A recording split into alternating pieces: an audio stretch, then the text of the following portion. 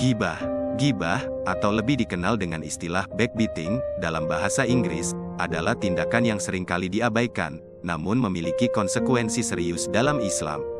Tindakan ini mencerminkan perilaku buruk yang merusak hubungan antar individu dan berdampak negatif pada kehidupan sosial masyarakat. Makna gibah. Gibah berasal dari kata gaba, yang berarti membelakangi. Gibah dapat diartikan sebagai membicarakan aib dan keburukan orang lain di belakangnya. Gibah dapat dilakukan dengan lisan, tulisan, atau isyarat. Gibah merujuk pada tindakan berbicara tentang seseorang di belakangnya tanpa kehadiran atau persetujuan orang tersebut.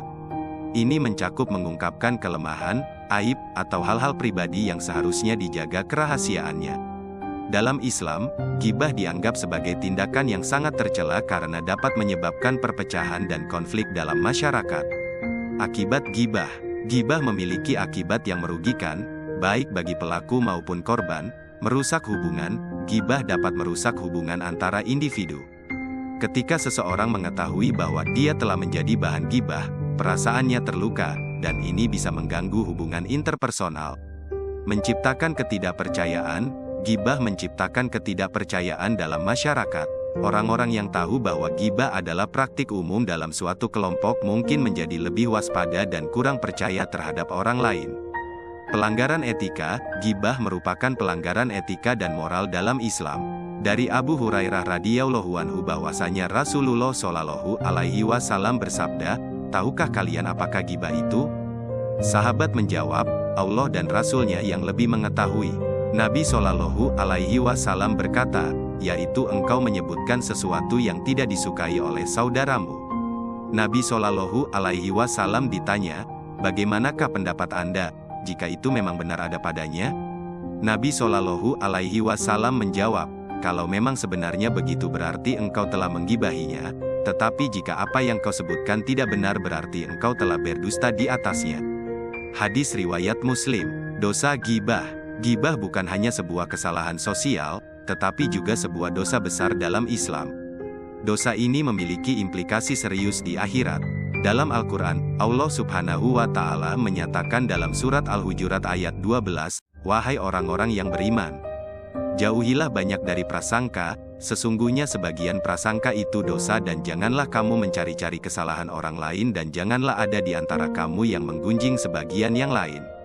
Apakah ada di antara kamu yang suka memakan daging saudaranya yang sudah mati? Tentu kamu merasa jijik, dan bertakwalah kepada Allah, sesungguhnya Allah Maha Penerima Tobat, Maha Penyayang." Ayat ini menggambarkan gibah sebagai tindakan yang sangat tidak pantas. Allah menegaskan bahwa kita harus menjauhi perilaku ini dan menjaga persatuan dan persaudaraan dalam masyarakat. Dosa gibah lebih besar dari zina.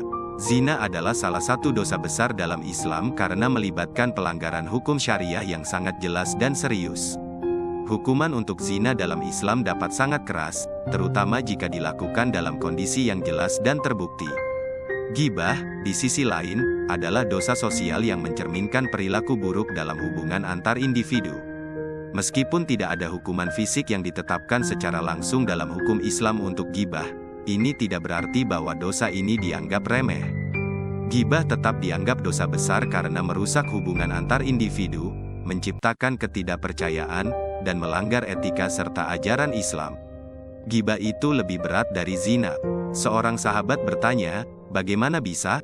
Rasulullah shallallahu alaihi wasallam menjelaskan, seorang laki-laki yang berzina lalu bertobat, maka Allah bisa langsung menerima tobatnya.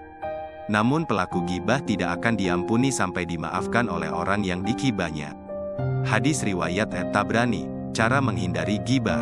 Ada beberapa cara untuk menghindari gibah, antara lain, mengingat Allah Subhanahu wa Ta'ala. Gibah adalah dosa yang besar dalam Islam. Untuk menghindari gibah, kita harus selalu mengingat Allah Subhanahu wa Ta'ala dan menyadari bahwa semua yang kita lakukan akan dihisab di akhirat. Memikirkan akibat dari gibah. Sebelum gibah, kita harus memikirkan akibat dari gibah, baik bagi diri sendiri maupun orang lain. Gibah dapat menyebabkan kesengsaraan bagi diri sendiri dan orang lain. Gibah juga dapat menjauhkan kita dari orang lain. Berpikir positif. Gibah sering muncul karena kita memiliki pikiran negatif tentang orang lain.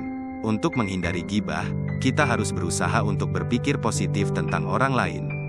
Mengisi waktu dengan hal-hal yang bermanfaat. Gibah sering muncul karena kita memiliki waktu luang yang terlalu banyak. Untuk menghindari gibah, kita harus mengisi waktu kita dengan hal-hal yang bermanfaat, seperti membaca Al-Quran, berzikir, atau belajar ilmu agama.